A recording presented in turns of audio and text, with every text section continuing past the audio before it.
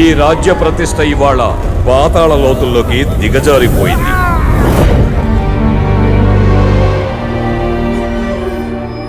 రొమ్ములు దాచుకుని రాజమార్గంలో నడవటానికి తక్కువ జాతి అయినా మీకెంత ధైర్యం?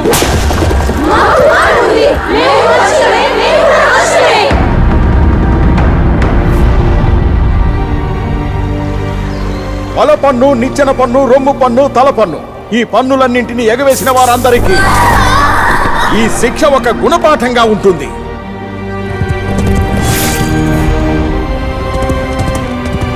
వీడు వాడేనా ఆ తక్కువ జాతి నాయకుడు? అవును, వాడే వీడు, మహావీర వేలాయుధ చకామణి.